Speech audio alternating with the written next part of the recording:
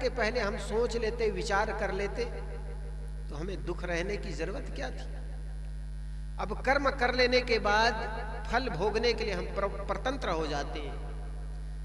आप मिर्ची खा सकते हैं, न भी खा सकते हैं, खाने के पूर्व आप स्वतंत्र है, विचार कीजिए उस पर। लेकिन जब खा लेंगे तो उसके तितास भोगने के लिए आप स्वतंत्र हो गए। समझ में आ रहे हैं?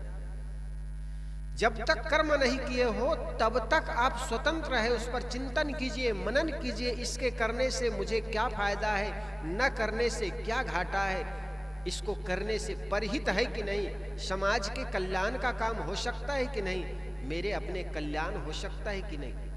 एक संत झाड़ के नीचे बैठा हुआ था। एक मनचले युवक ने कहा, बाबा क्या कर रहे हो?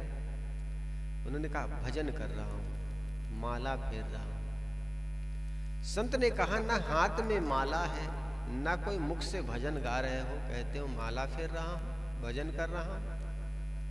उन्होंने कहा, बेटा माला हाथों से फेरा नहीं जाता है। साहब ने, कबीर सदगुरु कबीर ने कहा, माला तो कर में फिरे, जीभ फिरे मुख माए, मनवा तो 34 फिरे, सो तो सुमरे ना है। माला तो हाथ में फिरता है और जीभ कहाँ फिरता है? मुख में फिरता है। बोलते हैं तब फिरते हैं। कुछ लोगों को होती ना आदत बोलने की। तो साहब कहते हैं, माला तो कर में फिरे, जीभ फिरे मुख माए, मनवा तो 34 फिरे, सो तो सुमरे ना है। तुम्हारे मन तो 34 में फिर रहा है, उसका तो तुमरा सुमरन नहीं किया, और माला फेरने से क्या हुआ? माला कर का मन का डार के, मन का फेर। साहब ने कहा, ये कर का मन का डार दे, जो हाथ का माला है उसको डाल कहीं और रख, और ये मन का माला है ना, मनिका है, उसको फेरिए। मन को फेरने का मतलब अपने मन को अपनी ओर लौटाना।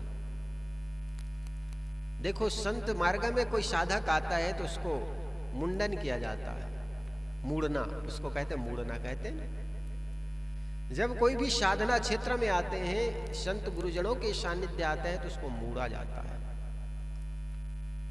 मुड़ना, सिर तो मुड़ते हैं, लेकिन साथ साथ मन का मुड़ना, सांसारिकता से संन्यास की ओर मुड़ना, वासना से उपासना की ओर मुड़ना, काम से राम की ओर मुड़ना।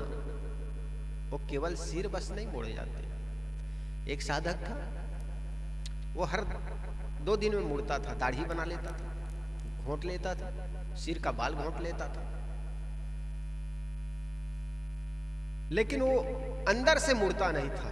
संसार से मुड़कर सन्यास की ओर नहीं आता था। उनको कहा, भाई तुम हर दूसरे तीसरे दिन मुड़ते हो, लेकिन अंदर से तो नहीं मुड़ते। अरे महाराज, मुड़ने से फायदा है। क्या फायदा है? मूड़ मुड़ाए 3 गुण। अच्छा, कौन कौन से 3 गुण? कहे, मुड़का मिट गई खाज, मुड़का मिट गई खाज, खाने को लड्डू मिले लोग कहे महाराज। वाह महाराज। कहे, महाराज भले अंदर से नहीं मुड़ते हैं, बाहर से मुड़ते हैं, तो 3 फायदा होता है। कहे, कौन कौन से फायदा? मूड़ मुड़ाए 3 गुण, मुड़की मिट गई खाज, मूड़ की जो खाज थी, खुजली थी, वो मिट गई, और खाने को लड्डू मिले लोग कहे महाराज। तो ये मुड़ने से कोई फायदा नहीं, अंदर से मुड़ना है। काम वासना से उपासना की ओर मुड़ना है,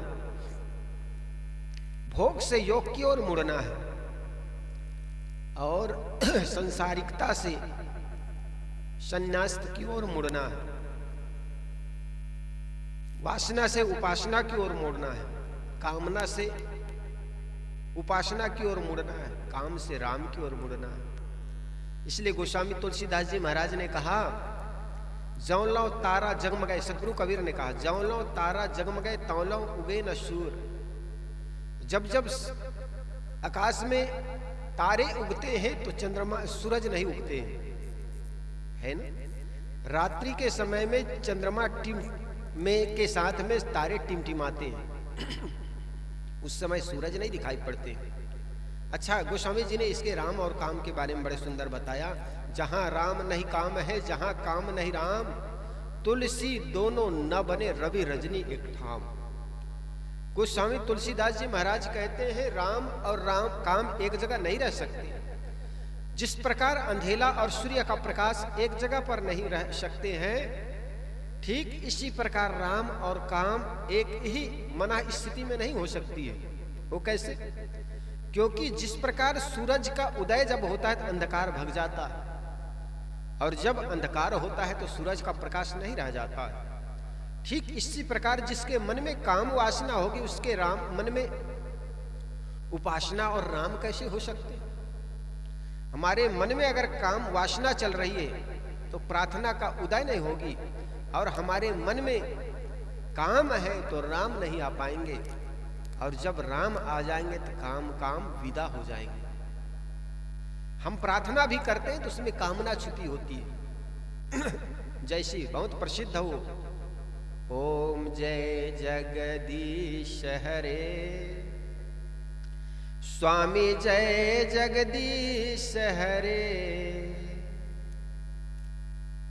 धन संपत्ति घर आवे, सुख संपत्ति घर आवे, कष्ट मिटे मन का, ओम जय जगदीश हरे। किस लिए प्रार्थना हो रही है? प्रार्थना इसलिए हो रही ताकि घर में धन संपत्ति आए, कष्ट मिटे मन का। प्रार्थना इसलिए कर रहे हैं ताकि घर में धन संपत्ति आए।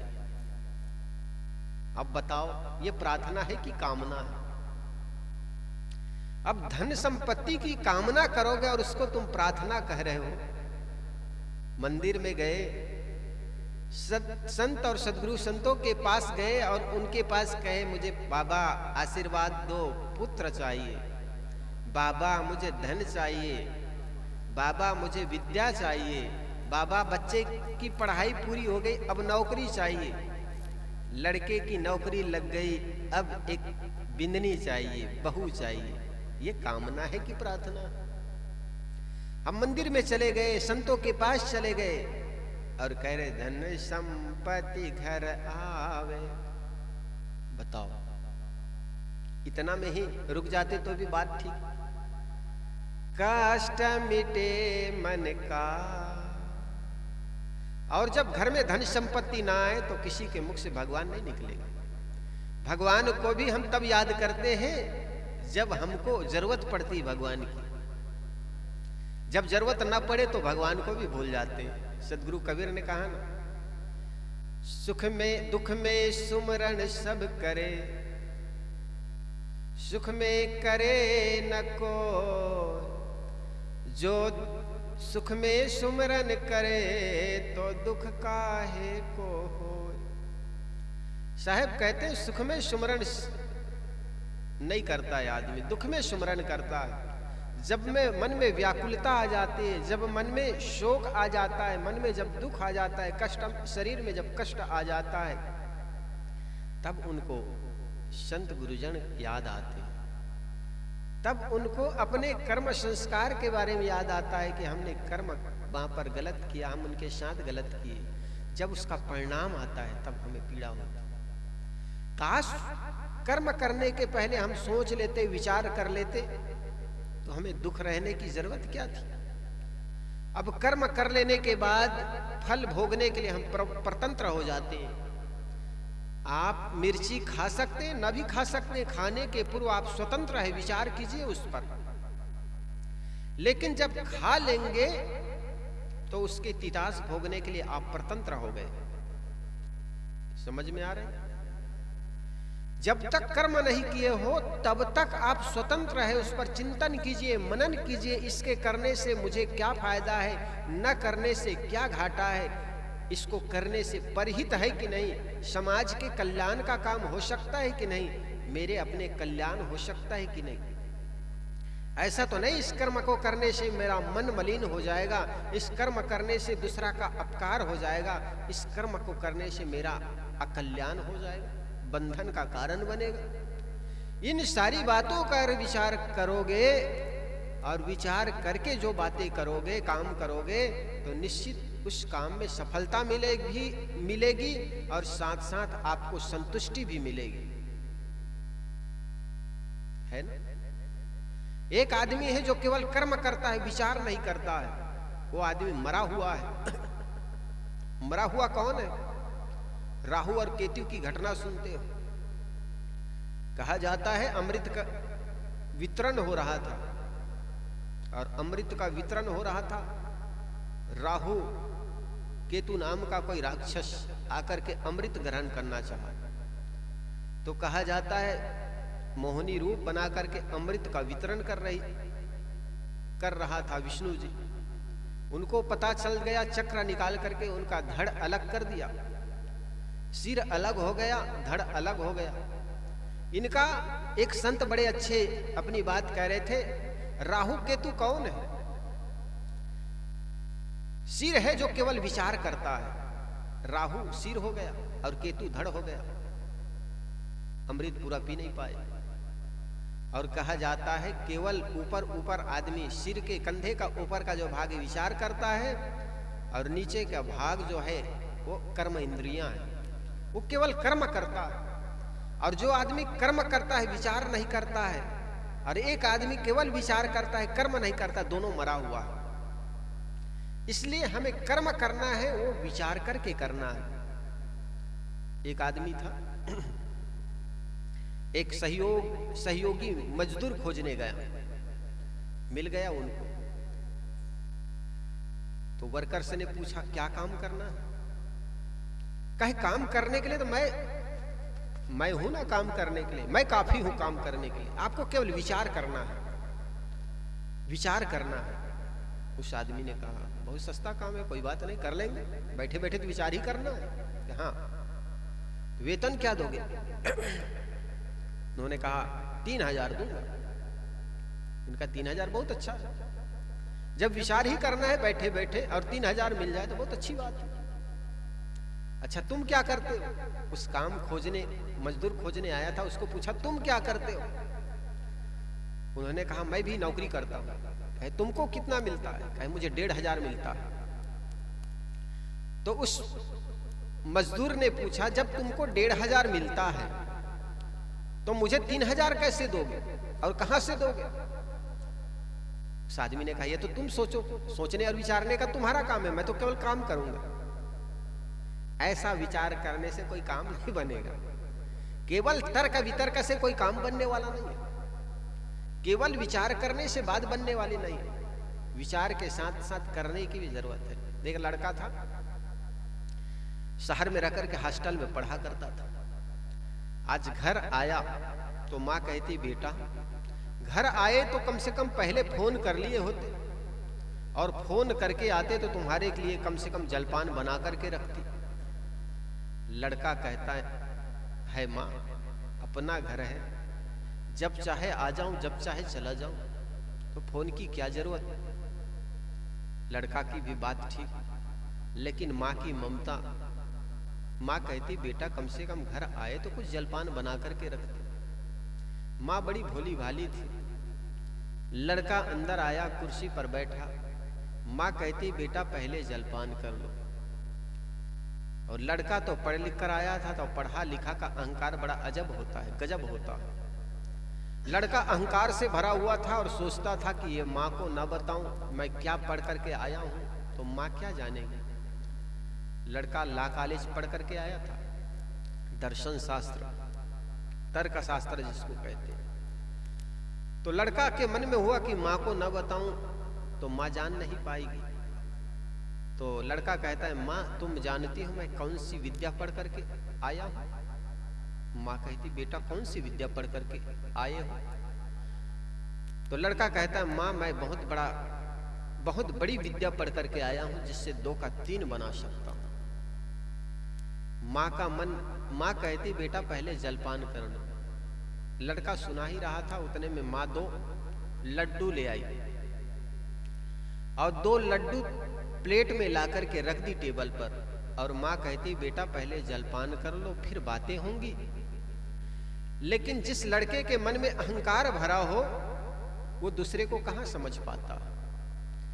लड़का के मन में हुआ कि इस माँ को बताऊं ना तो कैसे समझ पाए। तो लड़का ने बात शुरू की, माँ जानती हूँ मैं बहुत बड़ी विद्या पढ़ करके आया हूँ, इतनी बड़ी विद्या कि मैं 2 का 3 बना सकता हूँ। माँ भोली भाली थी, माँ सोचती मेरे बेटा इतनी बड़ी विद्या पढ़ करके आया, इसका मतलब 2 मकान का 3 मकान बना सकता है, 2 गाड़ी का 3 गाड़ी बना सकता है। मेथड का एक सवाल है, वो तो मेथड होता है, गणित होता है, तर्क तो तर्क होता है। माँ सोचती इसका मतलब बेटा 2 मकान का 3 मकान बना सकता है, इतनी बड़ी विद्या। लड़का कहता हाँ माँ इतनी बड़ी विद्या मैं पढ़ करके आया हूं। देखो माँ ये कितने लड्डू है। माँ कहती है बेटा 2, कहे गिनो। तो माँ कहती 1 और 2। माँ कहती 1 अब ये 2। लड़का कहता 2 और 1 कितने हुए। माँ कहती 3। लड़का ने कहा देखो माँ मैंने 3 सिद्ध कर दिया। माँ कहती बेटा सिद्ध भले कर दो लेकिन 2 है। तो लड़का कहते माँ तू पहले सिद्ध करो तो बताऊं मैं तो सिद्ध कर दिया ना, 2 और 1 3। अब दूसरे तरफ से गिनो। माँ फिर दूसरे तरफ से गिनती 1 2। तो देखो 3 कर दिया ना, मैंने सिद्ध कर दी। उनका बूढ़ा बाप था और पिता आखिर उसी का पिता था, वो भी उन्हीं के जैसे था। उन्होंने दूर में बैठा था, आकर के कहा बेटा मैं जान गया, बिल्कुल तुम बहुत बड़ी विद्या पढ़ करके आए हो, मैं समझ गया। ये तुम्हारी माँ भोली, इसकी समझ में आएगी नहीं। 1 लड्डू को उनके बाप खा लिया, उन्हीं के जैसा था वो भी। 1 लड्डू के स्वयं खा लिया, 1 लड्डू को उनकी मम्मी को दे दी, इसको तू खा ले। और लड़का को कहा बेटा तीसरा जो लड्डू तूने सिद्ध किया है ना उसको तू खा ले। लड़का तो ठगा सा रह गया।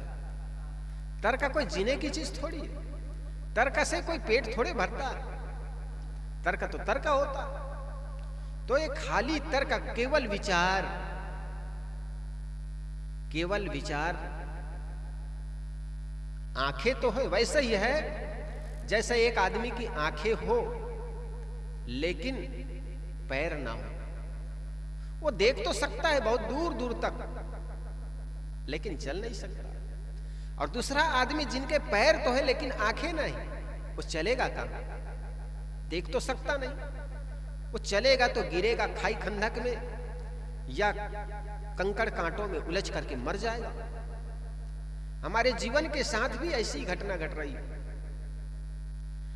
प्रकाश, ज्ञान रूपी प्रकाश नहीं है, संयम रूपी ब्रेक नहीं है, और अंधकार रूपी रात्रि में, अज्ञान रूपी रात्रि में, उम्र रूपी सड़क पर जिंदगी रूपी मोटरसाइकिल चलाए चले जा रहे हैं। बताओ क्या हो। एक लड़का मोटरसाइकिल चलाए जा रहे थे रात्रि के अंधेरे में। एक जगह चौराहे पर सिपाही ने रोका, रुको रुको तुम्हें खतरा हो जाएगा, लाइट है नहीं, चलाए जा रहे हो। उस बाइक वाले ने कहा भाई साहब पहले आप हट जाओ, खतरा तो बाद में होगा, मेरे बाइक में ब्रेक भी नहीं है। ठीक ऐसा ही हमारे जीवन में प्रकाश रूपी, ज्ञान रूपी प्रकाश नहीं है और संयम रूपी ब्रेक नहीं है। उम्र की इस सड़क पर जिंदगी रूपी गाड़ी चलाए जा रहे हैं। बताओ क्या होगा। जिंदगी को सही सलामत मंजिल तक पहुंचाने के लिए संयम रूपी ब्रेक चाहिए, ज्ञान रूपी प्रकाश चाहिए, और ये दोनों के अभाव में आदमी करता तो बहुत है लेकिन पहुंचता कहीं नहीं। इसलिए हमें कर्म तो करे, कर्म करने के साथ साथ विचार करने की जरूरत है। और जो आदमी विचार करता है, विवेकी होता है और विचार विवेक करके कर्म करता है, निश्चित वो कर्म व्यक्ति को मंजिल तक पहुंचा देता है। इसलिए साहब जी कह रहे हैं आपा तजे हरि भजे,